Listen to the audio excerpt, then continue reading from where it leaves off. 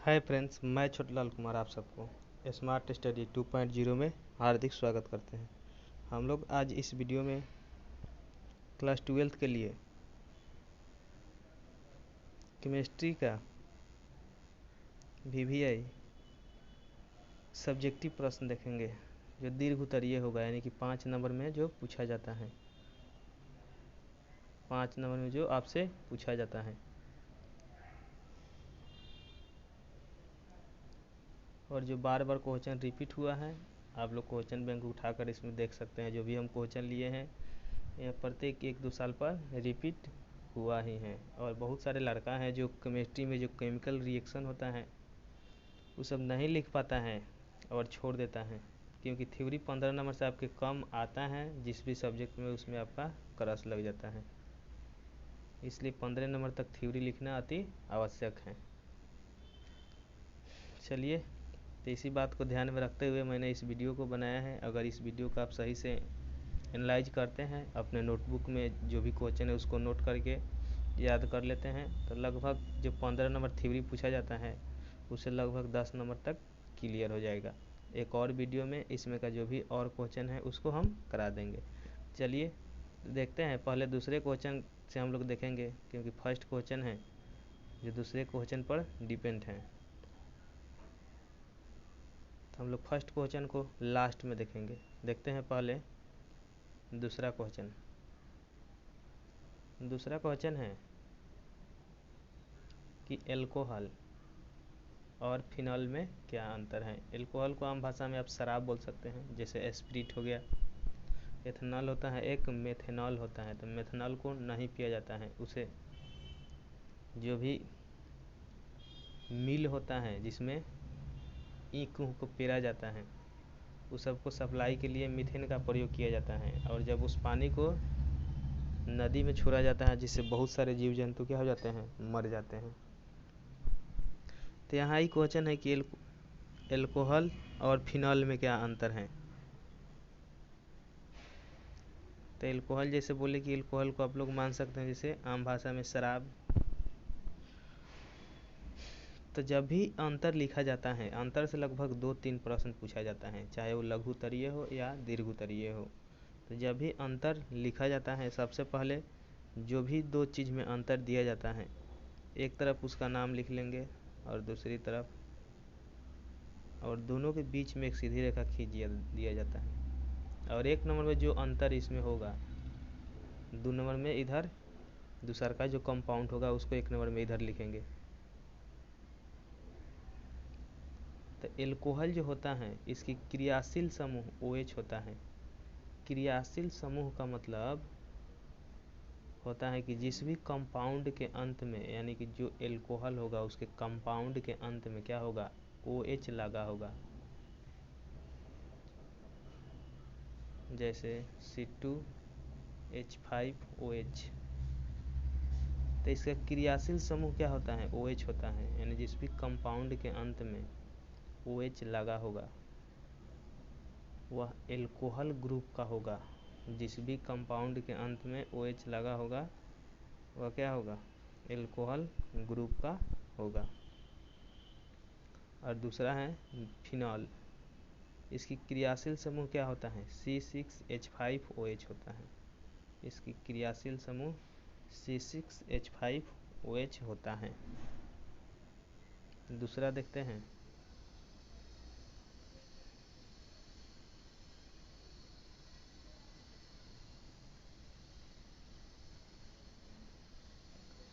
दूसरा है यह अम्लीय आकृति नहीं होगा, यह अम्लीय, यहाँ कर लीजिएगा प्राकृति।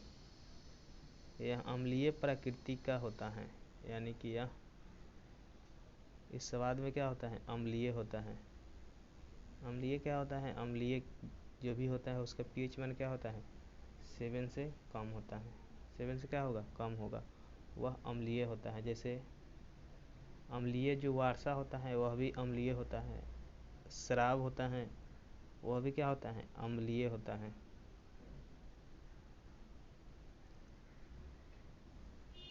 तो इसकी जो प्रकृति होती है, यानी कि यह क्या होता है, इसकी प्रकृति अम्लीय होती है। और जो फिनॉल होता है इसकी प्राकृतिक अम्लीय यानी कि अम्लीय नहीं होती हैं। यहाँ हाई कर दिए हैं, यहाँ नहीं होती हैं। जो एल्कोहल होता है उसकी प्रकृति क्या होता है, अम्लीय नहीं होती हैं। तो जब यह अम्लीय नहीं होगा तो यह लिटमस पत्र को प्रभावित नहीं करेगा, यानी कि अम्ल और क्षार के जांच के लिए एक लिटमस पत्र होता है। एक लिटमस पत्र होता है जो लाइकन नामक पौधा से बनाया जाता है। उस पर जब आप अम्ल को डालिएगा, उस पत्र पर जब आप अम्ल को डालिएगा तो क्या कर देगा, नीले को क्या कर देगा, लाल कर देगा। अगर यह नीला होगा तो क्या कर देगा, लाल कर देगा जब आप अम्ल को डालिएगा। लेकिन जब आप इस लिटमस पत्र पर क्षार को डालिएगा तो यह नीला को क्या कर देता है, अम्ल लाल कर देता है, और जब क्षार को डालिएगा तो लाल को क्या कर देगा, नीला कर देगा। तो इसमें हो सकता है इसकी यह अम्लीय प्रकृति का नहीं होता है और यह अम्लीय प्रकृति का होता है।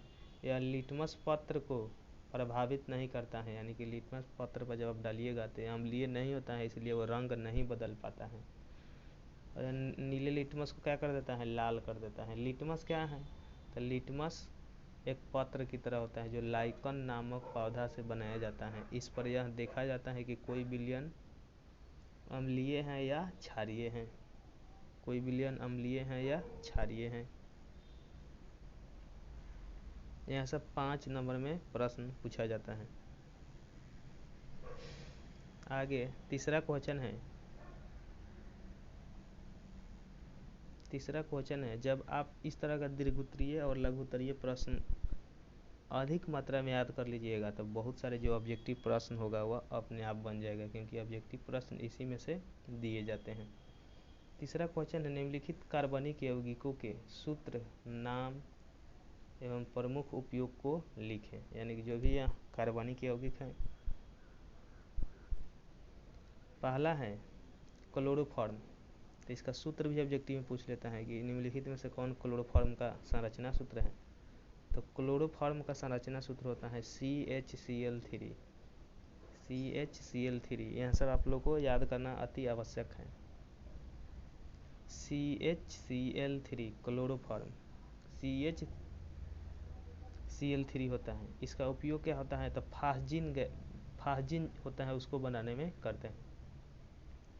यानी जब इसको सूरज के प्रकाश में रख दीजिएगा तो सूरज के प्रकाश से यहाँ रिएक्शन करके फास्जिन बनाता है। फास्जिन एक जहर होता है। फास्जिन क्या होता है, जहर होता है। जो चूहा मारने वाला काला दवा जो होता है वह फास्जिन ही होता है। तो इसका प्रयोग क्या, क्लोरोफॉर्म का प्रमुख प्रयोग क्या किया जाता है, चूहा मारने वाला दवा बनाया जाता है, यानी जिसे फास्जिन कहा जाता है। इसका उपयोग जो है कीटनाशक दवा, जो भी सब्जी उब्जी के जो पौधा होता है उस पर जो दवा छिड़का जाता है वह क्लोरोफॉर्म से ही बनाया जाता है, कीटनाशक दवा बनाने में। और इसका तीसरा उपयोग है निश्चेतक के रूप में किया जाता है। निश्चेतक का रूप का मतलब हुआ कि जब कोई व्यक्ति का हॉस्पिटल में जब ऑपरेशन किया जाता है तो उसको बेहोश कर दिया जाता है, तो यहाँ क्लोरोफॉर्म सूंघा दिया जाता है जिससे वो क्या हो जाता है, बेहोश हो जाता है। तो क्लोरोफॉर्म CHCl3 इसका सूत्र हो गया, संरचना सूत्र। चूहा मारने वाला दवा बनाने में, कीटनाशक दवा बनाने में, और हॉस्पिटल में निश्चेतक के रूप में, यानी जिस व्यक्ति का ऑपरेशन किया जाता है उसे बेहोश करने के रूप में क्लोरोफॉर्म का प्रयोग किया जाता है। आगे है आयोडोफॉर्म। यह भी ऑब्जेक्टिव में पूछता है, आयोडोफॉर्म का संरचना सूत्र क्या होगा, या संरचना सूत्र देकर पूछेगा इसका नाम क्या होगा। तो आयोडोफॉर्म CHI3 को क्या पढ़ते हैं, आयोडोफॉर्म। इसका उपयोग जो है, आयोडोफॉर्म का उपयोग बैक्टीरिया नाशक दवा बनाने में किया जाता है। आयोडोफॉर्म का प्रयोग, इसका प्रमुख प्रयोग यही है कि जो बैक्टीरिया नाशक दवा होता है उसे बनाने में। जैसे मान लीजिए बहुत सारा आदमी है जो हाथ धोता है खाने से पहले, तो हाथ में क्या होता है, बैक्टीरिया होता है, और जो एक आता है शैम्पू टाइप का, उससे हाथ धोया जाता है, वह आयोडोफॉर्म से बना होता है। उससे आप एक बार हाथ धो लीजिएगा, जो भी हाथ में बैक्टीरिया होगा वो सब क्या हो जाएगा, मर जाएगा। तो आयोडोफॉर्म। तीसरा दिया है क्लोरोफ्लोरोकार्बन, क्लोरोफ्लोरोकार्बन CFC, क्लोरोफ्लोरोकार्बन। जो क्लोरोफ्लोरोकार्बन होता है, CFC सीधा लिख देगा, इसका फुल नाम क्या है, CFC का पूर्ण रूप क्या होता है, या क्लोरोफ्लोरोकार्बन का उपयोग क्या है। इस तरह आपके ऑब्जेक्टिव और सब्जेक्टिव दोनों में पूछा जाता है। तो है क्लोरोफ्लोरोकार्बन यानी CFC। इसे ओजोन संरक्षण, ओजोन संरक्षण जो कि समताप मंडल में होता है, एक ओजोन का परत, जो सूर्य से आने वाले जो भी पराबैंगनी किरण होता है, हानिकारक किरण होता है, उसे क्या कर देता है, ओजोन रोक लेता है। ओजोन क्या कर लेता है, रोक लेता है, जिससे जो प्रकाश के पराबैंगनी किरण होता है वह पृथ्वी तक नहीं पहुंच पाता है। अगर यह किरण पृथ्वी तक पहुंच जाए और जीवों के शरीर पर पड़े तो जीवों के जो त्वचा होता है उसमें त्वचा कैंसर, मोतियाबिंद, ब्लड कैंसर इत्यादि नामक बीमारी हो सकता है। तो जो CFC कार्बन होता है, CFC कार्बन, ये ओजोन को असंरक्षित करता है, यहाँ संरक्षित नहीं, असंरक्षित करता है। यानी क्लोरोफ्लोरोकार्बन से जो ओजोन है वह धीरे धीरे क्या हो रहा है, विनाश हो रहा है, यानी कि उसमें छेद होते जा रहा है, जिससे सूर्य से आने वाला पराबैंगनी किरण अगर पृथ्वी पर सीधे आ रहा है और यहाँ आना क्या है, खतरे का निशान है। आगे जो आखिर CFC यानी कि क्लोरोफ्लोरोकार्बन का उपयोग कहाँ किया जाता है, तो यहाँ प्रशीतक के रूप में, यानी कि AC जो होता है, रेफ्रिजरेटर जो होता है, उसमें क्लोरोफ्लोरोकार्बन जो होता है, क्लोरोफ्लोरोकार्बन इसका उपयोग किया जाता है। उससे क्या होता है, घर ठंडा होता है AC और रेफ्रिजरेटर से। और AC रेफ्रिजरेटर का जो मान लीजिए घर में लगा हुआ है तो खिड़की में लगाया जाता है, इसके बाहर जो निकलता है, जो गैस गर्म होता है, वह CFC होता है, क्लोरोफ्लोरोकार्बन होता है। ऐसे प्रमुख हानि यह होता है कि ओजोन का क्या कर रहा है, विनाश कर रहा है। तो इसका दो उपयोग, इसका उपयोग किया जाता है प्रशीतक यानी कि रेफ्रिजरेटर या AC में, और इससे निकलने वाला गैस होता है क्या, CFC, और यह ओजोन को क्या करता है, प्रभावित करता है। आगे देखते हैं कार्बन टेट्राक्लोराइड। यह बहुत बार ऑब्जेक्टिव में पूछा गया है कि बिजली से लगी आग किससे बुझाया जाता है। तो मान लीजिए बिजली से जो आग लगा हुआ है उस पर पानी डालिएगा तो और भयंकर जलने लगेगा। तो बिजली से लगी आग को CCl4 से बुझाया जाता है। CCl4 को क्या बोला जाता है, CCl4। इसको बोला जाता है कार्बन टेट्राक्लोराइड। इसका प्रमुख उपयोग क्या है, बिजली से लगी आग बुझाने में इसका प्रमुख प्रयोग किया जाता है, क्योंकि बिजली से लगी आग पानी डालने से नहीं बुझता है। इसलिए यह क्वेश्चन बार बार पूछता है कि बिजली से लगी आग किससे बुझाया जाता है, तो कार्बन टेट्राक्लोराइड या CCl4 दिया होगा इस तरह, CCl4, या इस तरह पूछेगा CCl4 का उपयोग क्या है या इसका नाम क्या है, तो कार्बन टेट्राक्लोराइड। इसका उपयोग बिजली से लगी आग को बुझाने में। इसे एकदम हर हाल में अपने कापी में आप लोग नोट कर लीजिएगा और देखते रहिएगा, इसे बहुत सारे क्वेश्चन आएंगे एग्जाम में। आगे दिया है एनिलीन। एनिलीन, एनिलीन का सूत्र होता है C6H5NH2, C6H5NH2, इसे बोला जाता है एनिलीन। एनिलीन का प्रमुख जो उपयोग है वह विस्फोटक पदार्थ बनाने में और औषधि, रबर इत्यादि बनाने में किया जाता है। विस्फोटक पदार्थ का मतलब क्या हो गया, जिस तरह छठ में आदमी भड़ाका उड़ाका उड़ाता है, वो सब क्या है, विस्फोटक पदार्थ है। तो एनिलीन का प्रयोग जो है वह विस्फोटक पदार्थ, औषधि यानी कि दवा हुआ बनाने में किया जाता है। आगे हैं MIC। MIC methyl isocyanate, MIC methyl isocyanate.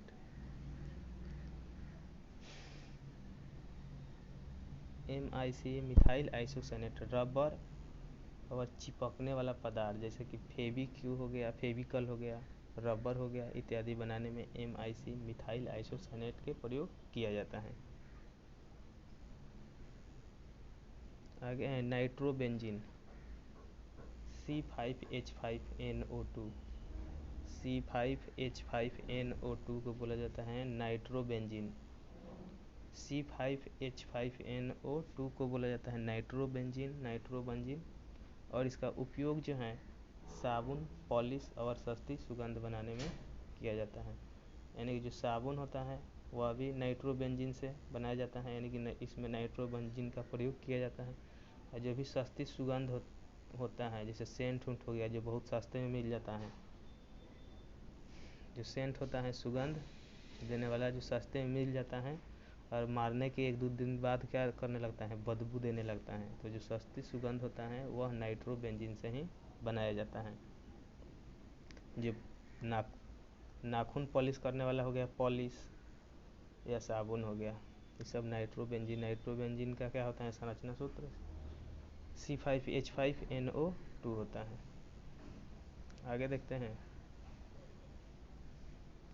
आगे दिया है एक्रोलिटन, एल्फोक्लोरो एसीटोफिनॉन, जिसे अश्रु गैस कहा जाता है, अश्रु गैस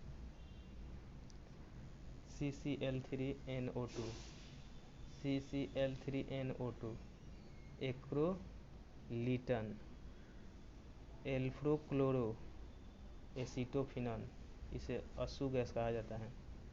इसका प्रमुख उपयोग जो है किया जाता है युद्ध में, यानी कि युद्ध हो रहा है वहाँ छोड़ा जाता है, या कहीं बहुत ज़्यादा भीड़ लग गया है, वह भीड़ जल्दी शांत नहीं हो रहा है, तो इसे क्या कर दिया जाता है, यह अश्रु गैस है, अश्रु गैस इसको छोड़ दिया जाता है, जिससे वहाँ जो भी व्यक्ति होगा उसके आँख में क्या होगा, जलन होने लगेगा, आँख से आंसू निकलने लगेगा, तो वहाँ से धीरे धीरे आदमी क्या होगा, हटने लगेगा। और इस तरह के क्वेश्चन भी बहुत पूछा जाता है, सब रिएक्शन वाला। जैसे पूछ रहा है इसमें क्लोरोबेंजीन कैसे बनाया जाता है, जो क्लोरोबेंजीन होता है वह कैसे बनाया जाता है। तो जो नॉर्मल बेंजीन होता है उसको आयरन यानी कि लोहा उत्प्रेरक की उपस्थिति में क्लोरीन के साथ अभिक्रिया कराया जाता है, तो क्या बनता है, क्लोरोबेंजीन बनता है। जैसे इस एक रिएक्शन दिखाना अति आवश्यक होता है। जिसे बेंजीन का सूत्र होता है C6H6, इसे क्या बोलते हैं, बेंजीन बोलते हैं। इसको भी आप लोग नोट कर लीजिएगा, क्योंकि पूछ देते हैं बेंजीन का संरचना सूत्र क्या होता है। तो इस तरह इसको लिख सकते हैं। C लिखकर, C कितना है, 6 है, तो इस तरह 6 जगह क्या लिख लेंगे, सिंगल बॉन्ड लगाकर 1 2 3 4 5 6, इस तरह इसको क्या किया जाता है, बनाया जाता है। ऐसा ही डबल बॉन्ड में होगा। देखिए रिएक्शन में यहाँ दिखा दिए हैं, बेंजीन है और एक क्लोरीन है, Cl2 क्या होता है, क्लोरीन होता है। और आयरन उपस्थिति में, आयरन उत्प्रेरक की स्थिति में, आयरन मतलब होता है लोहा, लोहा का होता है Fe, तो क्या बन जाएगा, क्लोरोबेंजीन बन जाएगा। देखिए ना क्लोरोबेंजीन बन गया, C6H6 और Cl, इसको बोलते हैं क्लोरोबेंजीन, और ये बन गया हाइड्रोक्लोरिक अम्ल HCl।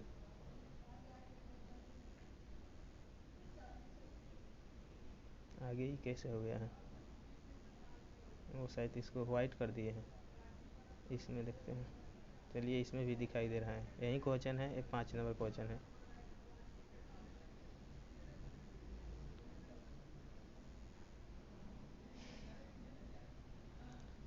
पाँच नंबर क्वेश्चन है, बहुलक क्या है, यानी कि पॉलीमर क्या है, बहुलक। यहाँ भी क्वेश्चन बहुत बार पूछा गया है कि बहुलक क्या है। तो बहुलक होता है, यानी कि जब छोटे छोटे अणु क्या हो जाता है, मिलकर एक बहुत बड़ा अणु का निर्माण करता है। जब छोटे छोटे अणु मिलकर एक बहुत बड़ा अणु का निर्माण करता है, उसे क्या कहते हैं, इस प्रक्रिया को बहुलीकरण कहते हैं। और जो बांधता है उसको कहते हैं बहुलक। जैसे मान लीजिए लड्डू बनाना है, तो छोट छोट बुनिया के दाने को आपस में क्या कर देते हैं, मिलाकर एक बहुत बड़ा लड्डू बना देते हैं। तो जो बुनिया का दाना है इसको मिलाने की प्रक्रिया को क्या कहेंगे, बहुलीकरण कहेंगे। और जो बड़ा लड्डू बन जाएगा उसको बहुलक कहेंगे। जो बड़ा लड्डू बन जाएगा उसको क्या कहेंगे, बहुलक कहेंगे। समझ गए होंगे शायद आपने। वह प्रकरण जिसमें बड़ी संख्या में सरल अणु, सरल मतलब क्या, छोट अणु, एक दूसरे से संयोग मतलब क्या, मिलकर, संयोग कर कर एक बड़ा अणु बनाता है, यानी कि बहुत बड़ा एक लड्डू बनाता है, छोट छोट बुनिए मिलकर बहुत बड़ा क्या बनाता है, अणु बनाता है, बहुलीकरण कहलाता है। तो जो बनाने की प्रक्रिया है उसको बहुलीकरण कहते हैं, और इस प्रकार बना अणु क्या कहलाता है, बहुलक कहलाता है। और बहुलक 3 तरह का होता है। प्राकृतिक बहुलक हो सकता है, संश्लेषित बहुलक और अर्ध संश्लेषित बहुलक। प्राकृतिक बहुलक वह होता है जो स्वयं प्राकृतिक द्वारा बन जाता है। संश्लेषित बहुलक वह होता है जो अपने से बनाया जाता है, यानी कि लैब में तैयार किया जाता है। और अर्ध संश्लेषित बहुलक ऐसा होता है जो नेचुरल भी होता है, यानी प्राकृतिक द्वारा स्वयं उत्पन्न होता है, उसमें कुछ मिलावट कर दिया जाता है तो अर्ध संश्लेषित हो जाता है, यानी कि ना वो प्राकृतिक रहता है और ना संश्लेषित रहता है। तो यह प्राकृतिक बहुलक में हो सकता है प्रोटीन, सेलुलोज, स्टार्च, रबर। ये एक पूछता है स्टार्च, जो दवाई आदमी खाता है, दवाई का जो कवर होता है वह स्टार्च का बना होता है, इसीलिए दवा क्या होता है, लगता है कि कवर जो दवाई खाते हैं वह नहीं पचेगा, लेकिन स्टार्च क्या होता है, पच जाता है। इसलिए पूछता है कि दवा का कवर क्या चीज़ का बना होता है, तो स्टार्च का बना होता है। संश्लेषित में हो जाएगा पॉलीथीन, जिसे लैब में तैयार किया जाता है। प्लास्टिक हो जाएगा, इसको भी लैब में तैयार किया जाता है। और अर्ध संश्लेषित में हो जाएगा रेयन, जो होता है तो पहले क्या प्राकृतिक, लेकिन उसमें क्या मिला दिया जाता है, कुछ मिलाकर अर्ध संश्लेषित बना दिया जाता है। रबर तो प्राकृतिक होता है, लेकिन वल्कनित करके रबर को अर्ध संश्लेषित बना दिया जाता है। अब एक बात पूछता है कि वल्कनित करने में किसका प्रयोग किया जाता है, तो इसमें सल्फर का प्रयोग किया जाता है। रबर को वल्कनित करने में किसका प्रयोग किया जाता है, तो सल्फर का प्रयोग किया जाता है। वल्कनित करने से रबर और क्या हो जाता है, मजबूत हो जाता है।